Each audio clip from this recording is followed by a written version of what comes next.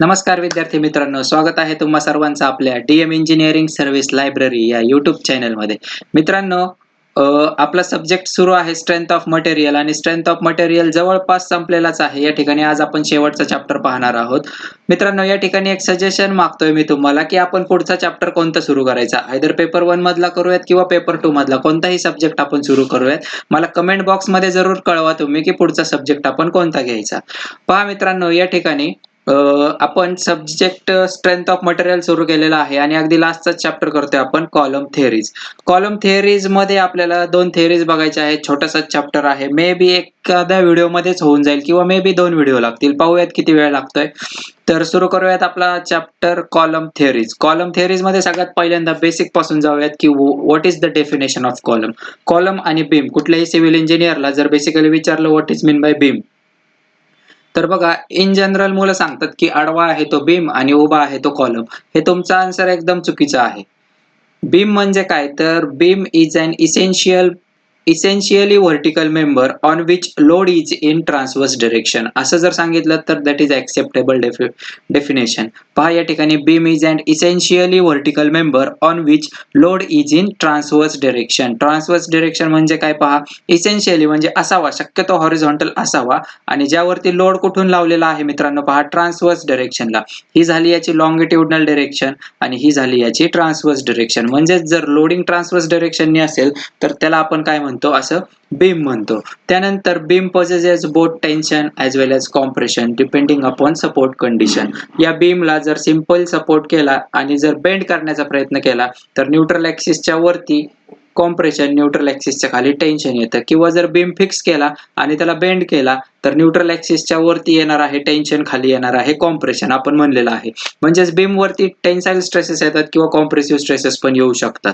हे झालं बीम. आता कॉलम म्हणजे काय, तर पहा या ठिकाणी व्हर्टिकल आहे तो कॉलम नाही म्हणायचं. Column is an essentially vertical member, तो व्हर्टिकल असावा, on which load is in axial direction. असा ॲक्सियल डायरेक्शनने जर याच्यावरती लोड लागणार असेल तर that member is known as column member. त्यानंतर column is and compression member. कॉलमला काय म्हणलेलं आहे या ठिकाणी, कॉम्प्रेशन मेंबर म्हणलेलं आहे.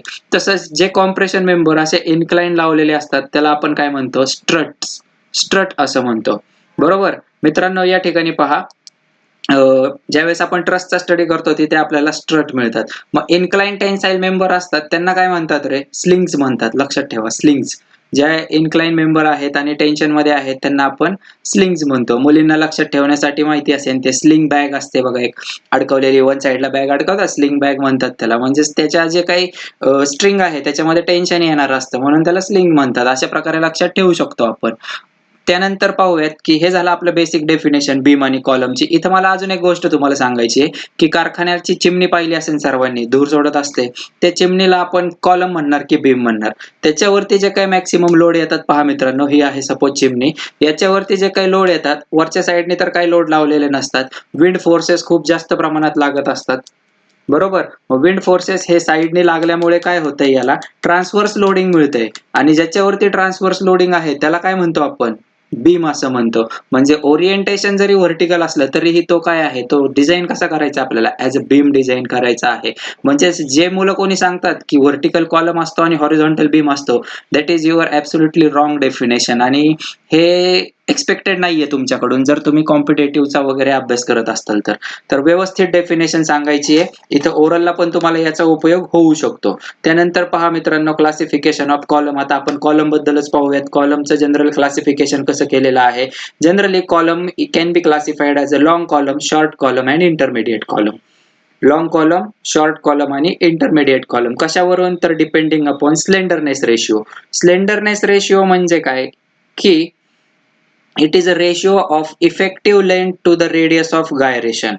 रेडियस ऑफ गायरेशन आपण डेफिनेशन बघितली बेंडिंग चॅप्टर मध्ये, रेडियस ऑफ गायरेशनची. म्हणजेच ज्या वेळेस त्याची effective length to the effective length म्हणजे काय, तर जी एवढीच लेंथ की जी पार्टिसिपेट करते बेंडिंग मध्ये effectively, that length is known as effective length. आणि रेडियस ऑफ गायरेशनची डेफिनेशन तर बघितलीच, की whole area is suppose to be placed in a form of strip at a particular distance such that the that distance into area आणि जो काही original तुमचा shape होता त्याचा मोमेंट ऑफ इनर्शिया हा दोन्ही काय आला पाहिजे, सेम असला पाहिजे. आणि अशा डिस्टन्सला काय म्हणलेलं होतं, रेडियस ऑफ गायरेशन, के ने डिनोट केलं होतं. याच्या रेशिओला काय म्हणतो आपण, स्लेंडरनेस रेशिओ. आता slenderness ratio generally denoted by lambda. लक्षात ठेवा, इथं बा कर्सरवर लक्ष ठेवायचंय lambda. It is also ratio of effective length to the least lateral dimension. जे काही एक बी असतो आणि एक डी असतो, त्यातलं लिस्ट लॅटरल डायमेन्शन पण घेतात. म्हणजे lambda is generally L effective upon R minimum किंवा एल इफेक्टिव्ह अपॉन डी. अशा प्रकारे आपण लॅम्बडाला डिनोट करू शकतो. त्यानंतर पहा की या लॅम्बडावरून कसं क्लासिफाय करायचं, की तो लॉंग कॉलम आहे की शॉर्ट कॉलम आहे. या ठिकाणी पहा, जर L effective upon R minimum is greater than 200 असेल. आता ही जी 200 जी काही व्हॅल्यू आहे प्रत्येक बुक मध्ये तुम्हाला वेगळी मिळेल. त्यामुळं ऑथरने प्रत्येक ऑथरची ही व्हॅल्यू वेगळी आहे. याच्या आसपासची जी काही व्हॅल्यू असेल ती तुम्ही लक्षात ठेवायची. 2019 MPSC प्रश्न आला होता, मेन्स ज्यांनी दिली असेल त्यांना आठवत असेल. पहा, जवळपासचा आन्सर लिहायचं, म्हणजे त्यांनी जे काही दिलेलं आहे त्याच्या जवळचा आन्सर बघायचं. 200, कधी कधी 160 पण देतील. पेपरमध्ये 160 दिलं होतं, काही बुकमध्ये 210 पण आहे, काही बुकमध्ये 250 पण आहे. मग एक स्टँडर्ड लक्षात ठेवण्यासाठी मी 200 इथं तुम्हाला दिलेली आहे. तर ज्या वेळेस L effective upon R minimum is greater than 200 असं असेल, then column is termed as a long column. Long columns have comparatively less strength. Long कॉलमला स्ट्रेंथ काय असते, कमी असते. Long column fails by buckling. Generally long column जो काय आहे तो कसा फेल होतोय, बकलिंग मध्ये फेल होतोय. आणि जे कॉलम बकलिंग मध्ये फेल होतात ते वॉर्निंग देतात बिफोर फेल्युअर. फेल व्हायच्या अगोदर आपल्याला ते काय करतात, वॉर्निंग देतात. बकल होणे म्हणजे काय, आता नवीन शब्द आला. तर बकलिंग म्हणजे काय मित्रांनो, तर जे काही आपण बेंडिंग म्हणतो, कॉम्प्रेशन मध्ये त्याला बकलिंग म्हणतात किंवा कॉलम मध्ये त्याला बकलिंग म्हणतात. एक जो काही व्हर्टिकल आपला पोर्शन आहे तो अशा प्रकारे बेंड होतो, याला बकलिंग म्हणतात. आणि हे जे हॉरिझॉन्टल मेंबर आहे, थोडक्यात बीम आहे आपला, तो असा जर बेंड होत असेल तर त्याला बेंडिंग म्हणतात. दुसरं विशेष असं काही नाहीये. त्यानंतर पाहूयात की इंटरमिडिएट कॉलम म्हणजे काय, की when L effective upon R minimum is between 50 to 200, 50 ते 200 च्या मध्ये असेल तर column is known as intermediate column. Intermediate कॉलमला as compare too long column strength जास्त असते. इंटरमिडिएट कॉलम जो काय आहे तो फेल होतो आयदर बाय बकलिंग और बाय क्रशिंग. दोन्ही कोणत्याही मोडनी किंवा कंबाईन मोडनीही फेल होऊ शकतो, डिपेंडिंग अपॉन त्याच्यावरती कसे लोड येत आहेत ते. आणि जनरली आपण जे काही प्रेफर करतो ते इंटरमिडिएट कॉलम प्रेफर करतो, नाही लॉंग कॉलम किंवा शॉर्ट कॉलम. दोन्ही पैकी काही जास्त प्रिफर करत नाही. आता पाहूयात शॉर्ट कॉलम म्हणजे काय. When L effective upon R minimum is less than 50, 50 पेक्षा कमी असेल तर column is termed as a short column. Short column is comparatively very high strength. खूप जास्त स्ट्रेंथ असते शॉर्ट कॉलमला. आणि short column fails in short column fail by crushing. या ठिकाणी पहा मिस्टेक झालेली आहे. Short column fails by crushing only. लक्षात ठेवायचंय, क्रशिंग ओनली. आणि जे काही फेल्युअर असणार आहे शॉर्ट कॉलमचं, हे सडन फेल्युअर असणार आहे. क्रशिंग फेल्युअर आपल्याला माहिती आहे सडन फेल्युअर असतं, ब्रिटल मटेरियल ब्रिटल फेल्युअर असतं, त्यामुळे ते सडन फेल्युअर होऊ शकतं या ठिकाणी. हे झालं क्लासिफिकेशन ऑफ कॉलम. आता पाहूयात की ते एल इफेक्टिव्ह नेमकं काय होतं. आपलं इफेक्टिव्ह लेंथ म्हणजे काय, ह्याचा ऑब्जेक्टिव्ह कंपल्सरी तुम्हाला पेपरमध्ये असणार आहे. हे वरती पाहिलेलं हे ऑब्जेक्टिव्ह 2019 ला आलेलं आहे, सर्वांनी मिस करायचं नाही. त्यानंतर दुसरं ऑब्जेक्टिव्ह की इफेक्टिव्ह लेंथ बद्दल एक ऑब्जेक्टिव्ह विचारलं जातं पेपरमध्ये. सॉम मध्ये नाही विचारलं तर तुम्हाला ते स्टील मध्ये किंवा आरसीसी मध्ये तर विचारणारच, कारण हे तिन्हीकडे आपल्याला कॉलम नावाचं चॅप्टर आहे. Lambda is equal to L effective upon R minimum बघितलं. आता इफेक्टिव्ह लेंथ म्हणजे काय, तर किती लेंथ पार्टिसिपेट करत आहे बेंडिंग मध्ये. या ठिकाणी कर्सर वरती लक्ष ठेवायचं आहे, डिपेंडिंग अपॉन सपोर्ट कंडिशन. या ठिकाणी पहा, जर कॉलमचा हा एक एंड आहे आणि हा दुसरा एंड आहे, दोन्ही एंड जर हिंज या प्रकारातले असतील तर हा कॉलम या पॉइंट पासून या पूर्ण शेवटच्या पॉइंट पर्यंत बेंड होतो. म्हणजे याची पूर्ण लेंथ जी काय आहे ती बेंडिंग मध्ये किंवा बकलिंग मध्ये पार्टिसिपेट करते. म्हणून L effective for beam having both end hinges or hinged is equal to L. L effective is equal to L म्हणलेला आहे. त्यानंतर पहा मित्रांनो, if one end is fixed and other end is hinged then L effective is equal to. काही part straight जाणार, त्यानंतर buckle होणार आणि पुन्हा या शेवटच्या पॉइंटला येऊन जोडलं जाणार. म्हणजेच काहीतरी टोटल लेंथ पेक्षा कमी लेंथ पार्टिसिपेट करते बेंडिंग मध्ये किंवा बकलिंग मध्ये. म्हणून या ठिकाणी आहे L effective is equal to L upon √2. हे लक्षात ठेवायचं आहे. त्यानंतर पाहूयात, if both ends are fixed जर दोन्ही एंड फिक्स असतील तर काय प्रकार होतोय, इथून काही पार्ट प्लेन असेल, खालून काही पार्ट प्लेन असेल आणि मधला फक्त थोडासा पार्ट बकलिंग मध्ये पार्टिसिपेट करेल. म्हणून याच्यासाठी आहे L effective is equal to L/2. या ठिकाणी पहा दिसतंय सर्वांना L effective is equal to L/2. त्यानंतर पहा if one end is fixed and other end is free. आता याला जर लोड लावला तर पहा हा पूर्ण बेंड होऊन या साइड पर्यंत येईल, म्हणजे पूर्ण बेंड होऊन तो असा 180 डिग्री मध्ये पण कन्वर्ट होऊ शकतो. म्हणजेच हा L प्लस हा L एवढी ते इफेक्टिव्हली बेंड होतोय. म्हणून याची जी काही इफेक्टिव्ह लेंथ आहे ती 2L आहे, असं डिपेंडिंग अपॉन सपोर्ट कंडिशन. आता इथं वर्डिंग मध्ये दिलं जाईल, तुम्ही IS 800 मध्ये तुम्ही पाहू शकता, टेबल नंबर 5 आहे, मे बी 5-6 च्या दरम्यान किंवा 10 पर्यंत कुठला तरी एक टेबल आहे. तिथं जाऊन आपण हे डिटेल मध्ये पाहू शकता. IS कोडचं मी तुम्हाला प्रोव्हाइड करेल ते ज्यावेळेस आपण स्टील घेऊ त्यावेळेस. इफेक्टिव्ह लेंथचे डायमेन्शन्स किंवा हे जे आहे डायरेक्टली फॉर्म्युले विचारले जातात, खूप वेळा विचारलेला आहे. आर मिनिमम म्हणजे काय होतं वरचं, radius of gyration. Radius of गायरेशनचा फॉर्म्युला काय तर √I/A लक्षात ठेवू शकतो, where I is moment of inertia and A is area, cross sectional area. अशा प्रकारे आपण लॅम्बडा कॅल्क्युलेट करू शकतो. लॅम्बडा वरून तो कॉलम लॉंग कॉलम आहे की शॉर्ट कॉलम आहे याचं आपण क्लासिफिकेशन इझिली करू शकतो, जे काही आपल्याला दिलेलं आहे. त्यानंतर पाहूयात, खूप महत्वाचं आहे याच्यातलं, Euler's theory of buckling failure. कुठलीही थिअरी म्हणलं तर आता आपल्याला माहिती झालंय, सगळ्यात पहिल्यांदा ॲझम्पशन्स येतात आणि ॲझम्पशन्स म्हणलं की पहिले ॲझम्पशन्स तर फिक्स असतं. युलर्स थिअरीचं पहिलं ॲझम्पशन आहे या ठिकाणी पहा मित्रांनो, material is a homogeneous isotropic and elastic. Material is homogeneous, isotropic and elastic. Homogeneous made up of same material in particular direction at any point. Properties of material are same. Isotropic material म्हणजे काय, at any point in any direction properties of material are same. Elastic म्हणजे काय, after removal of force material regain its original shape and size. म्हणजे हे झालं आपलं पहिलं assumption. दुसरं काय आहे, column is long, prismatic and slender.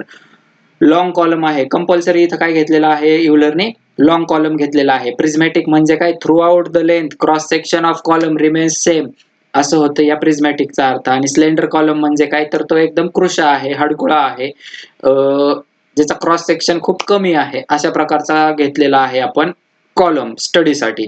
त्यानंतर पाहूयात तिसरा assumption, axis of column is perfectly straight and load passes through the centre of cross section. जो काही कॉलमचा ऍक्सिस आहे हा परफेक्टली स्ट्रेट आहे आणि याच्या CG मधून किंवा याच्या सेंटर मधून लोड पास होत आहे आपला, असं या ठिकाणी युलरने म्हणलेलं आहे. आणि लास्ट वाला अझम्पशन असं आहे की self weight of column is neglected. याचं जे काही स्वतःचं वेट आहे ते निग्लेक्ट केलेलं आहे. असं हे अझम्पशन करून युलरने एक स्टेटमेंट दिलं. युलरने काय स्टेटमेंट दिलं बघा, एकदम सिंपल स्टेटमेंट दिलेलं आहे युलर्स थिअरीचं. According to Euler's theory long column fails in buckling only. हा जो काही लॉंग कॉलम आहे तो ऑलवेज कसा फेल होणार, बकलिंग मध्ये फेल होणार. हे झालं युलर्सचं स्टेटमेंट, एवढंच लक्षात ठेवायचंय. त्यानंतर याच्यामध्ये आपण म्हणू शकतो युलरने जे काय करायचंय ते डायरेक्ट स्ट्रेस जो निग्लेक्ट केलेला आहे, फक्त काय घेतलंय त्यांनी, बेंडिंग स्ट्रेस घेतलेला आहे, केवढ्यामध्ये कॉलम बेंड होतोय किंवा बकल होतोय एवढंच त्याने कन्सिडर केलेलं आहे. यानंतर युलरने काय केलं, एक छोटासा एक्सपेरिमेंट केला आणि आपल्याला जो काही क्रिटिकल लोड आहे तो कसा कॅल्क्युलेट करणार किंवा आपल्या बीम कॉलम वरती किती क्रिटिकल लोड आपण देऊ शकतो याचं इक्वेशन आपल्याला दिलेलं आहे. हे इक्वेशन मी पहा या ठिकाणी मित्रांनो डिटेल मध्ये तुम्हाला दिलेलं आहे. डेरिव्हेशनच पाहूयात आपण शॉर्ट मध्ये, सगळ्यांनी लक्ष ठेवायचंय. फॉर्म्युले फक्त महत्वाचे आहेत ऑब्जेक्टिव्ह पॉईंट ऑफ व्ह्यू. ज्यांना कोणाला डेरिव्हेशनचा खूप राग येत असेल त्यांनी फक्त फॉर्म्युले लिहून काढा कुठेतरी पेज वरती आणि फॉर्म्युले सतत पाहत राहा, फायदा होईल तुम्हाला. पण जर डेरिव्हेशन अगदी बेस पासून बघितलं तर फॉर्म्युला तुम्ही क्रिएट करू शकता, जनरेट करू शकता किंवा फॉर्म्युला कसा लक्षात ठेवायचा याची ट्रिक तुम्हाला या ठिकाणी सापडू शकते जर डेरिव्हेशन पाहिलं तर. पहा या ठिकाणी कन्सिडर कॉलम ए बी, एक ए बी कॉलम आहे, एक एंड हिंज आहे, दुसरा एंड त्याचा रोलर केलेला आहे, बोथ एंड आर हिंज्ड म्हणलेला आहे. अँड लेंथ, त्याची लेंथ किती आहे, कॉलमची लेंथ आहे L. Let P is the critical load at which column just buckles. काहीतरी P लोड लावलेला आहे, अशा लोडला कॉलम जस्ट बकल झालेला आहे. किती बकल झालेला आहे, तर Y एवढा बकल झालेला आहे. त्यानंतर consider section X from end B and let Y be lateral buckling at a distance X. एक सेक्शन घेतलेला आहे X डिस्टन्स वरती आणि या X डिस्टन्स वरच्या सेक्शन वरती बकलिंग झालेलं आहे आपलं Y. आता या ठिकाणी पाहूयात की या पॉइंटला movement due to load P किती येतोय.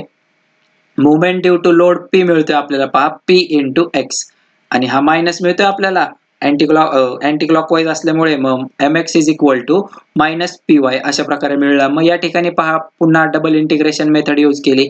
According to double integration method ei d2y by dx square is equal to minus P मिळतं आपल्याला. म्हणजेच D square Y upon D X square is equal to हा पी वाय आत घेऊयात P Y upon E I is equal to 0.